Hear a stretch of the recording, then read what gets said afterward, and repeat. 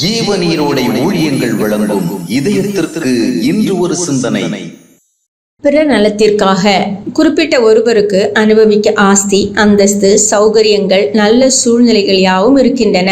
ஆனால் அந்த மனிதரிடம் ஒரு சாதாரண கூலி தொழிலாளியிடம் காண முடிகிற ஒரு மலர்ந்த முகத்தையோ ஒரு சந்தோஷ உணர்வுடைய செயலையோ பார்க்க முடியாது. ஒரு விதமான சோர்வு, கோபம், சலிப்பு, பிறரை விரும்பாத நிலை, பொறாமை உணர்வு, அன்பற்ற வார்த்தைகள் இவைகளே அவரிடம் உள்ளன. காரணம் என்ன? அவர் ஒரு சுயநலக்காரர். அவருடைய கண்கள் அவருடைய சுயநலத்தையும் அவருடைய குடும்பத்தின் நலத்தையுமே எப்போதும் பார்த்து கொண்டிருக்கின்றன. அவருடைய வாழ்க்கைக்கு அவருக்கு அப்பாலோ அவருடைய குடும்பத்திற்கு அப்பாலோ எந்த அர்த்தமும் இல்லை.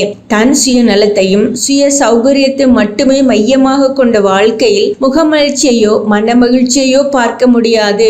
மனிதன் எப்பொழுது தன்னுடைய வாழ்க்கையின் மூலம் பிறர் நலத்திற்காக எதையாவது செய்ய முன் வருகின்றானோ அப்போதுதான் அவன் வாழ்க்கைக்கு ஏதாவது நல்ல அர்த்தமும் மதிப்பும் ஏற்படுகின்றது. இந்த அனுபவம் இல்லாத வாழ்க்கை ஒரு கனியற்ற மரத்தின் அனுபவமே.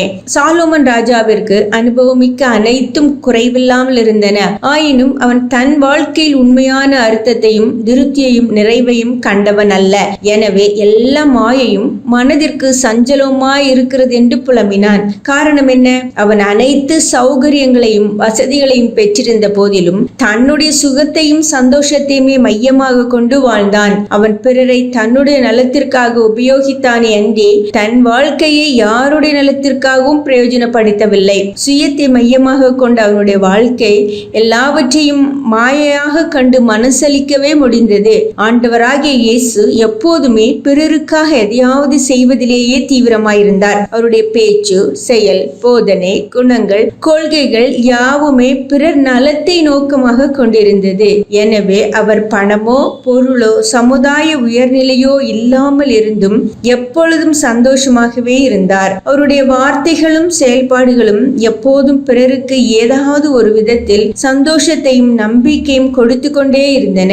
உங்கள் வாழ்க்கை யாருக்கு எந்த விதத்தில் ஆசீர்வாதம்? சிந்தித்து பாருங்கள். சிந்தனைக்கு: நல்லதை செய்ய நாளை வரை காத்திராதே. நல்லவனை புகழ அவன் மரிக்கும் வரை பொறுத்திராதே. நல்லதை செய்ய நாளை வரை காத்திராதே. நல்லவனை புகழ அவன் மரிக்கும் வரை பொறுத்திராதே.